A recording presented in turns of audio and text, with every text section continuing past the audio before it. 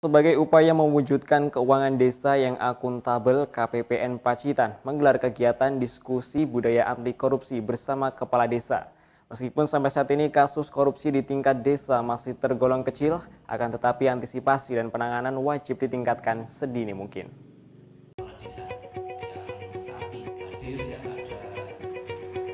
Dalam rangka mewujudkan pengelolaan keuangan desa yang akuntabel, KPPN Kabupaten Pacitan menyelenggarakan diskusi budaya anti korupsi Selasa 28 Juni 2022.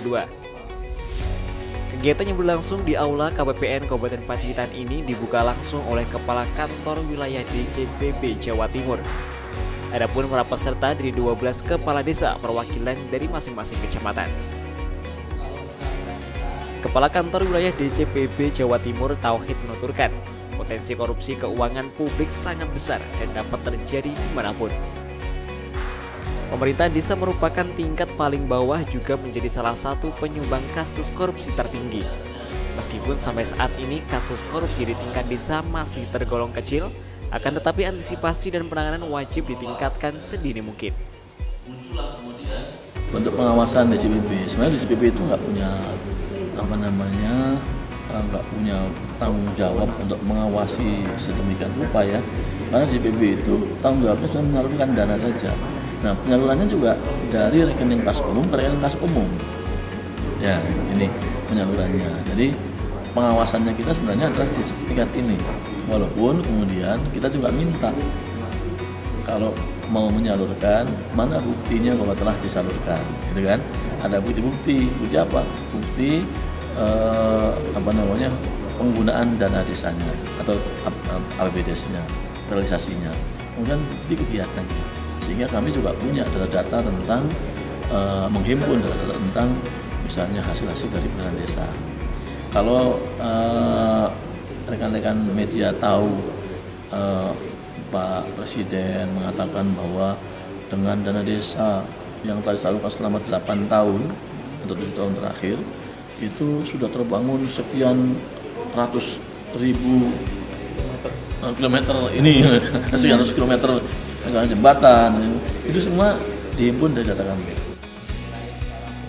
Senada dengan Kepala KPPN Pacitan Ana Saryasih yang menyampaikan desa anti korupsi bukan merupakan tujuan akhir, melainkan sebagai pendukung untuk mewujudkan pengelolaan keuangan desa. Sehingga tujuan utamanya yaitu kemakmuran masyarakat. Pengelolaan dana keuangan desa itu perlu dikelola dengan baik ya. Kemudian juga yang kedua, pembentukan desa anti korupsi ini sebenarnya sejalan dengan tujuan dalam pengelolaan keuangan desa.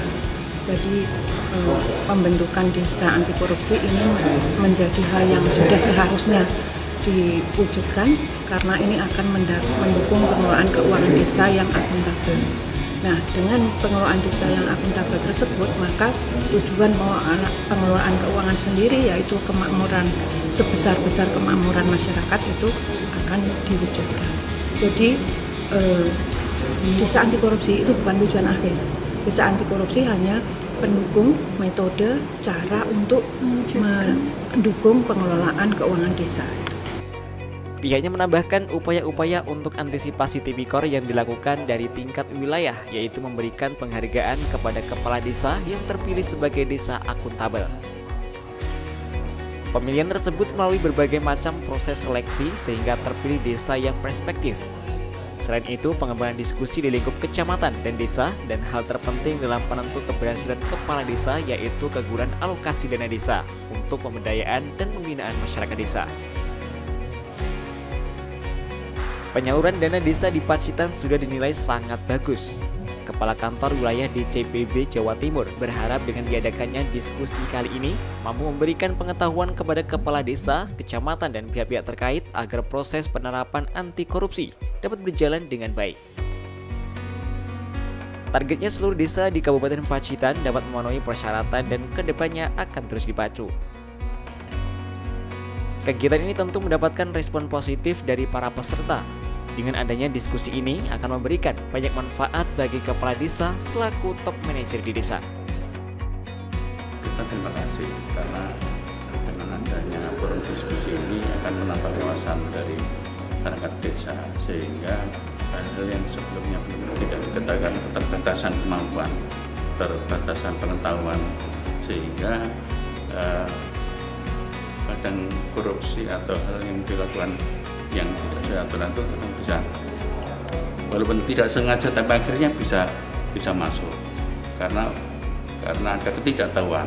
Tetapi dengan adanya forum diskusi ini ya sangat terima kasih karena akan membekali bapak-bapak perangkat desa atau pengetahuannya terhadap hal-hal pengelolaan keuangan di desa.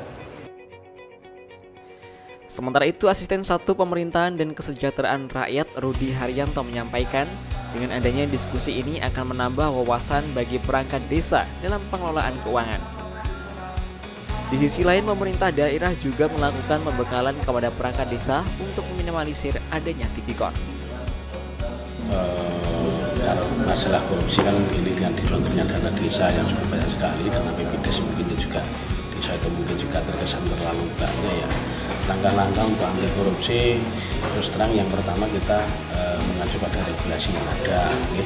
Jadi kita bekerja sesuai dengan regulasi yang ada, kita selalu membangun komunikasi dengan kecamatan dan dinas terkait yaitu dinas PMD terkait ya, pembuatan RAP terkait dengan perencanaan, pelaksanaan dan bertanggung jawab seperti itu. Parica Bingah, JTV Pacitan.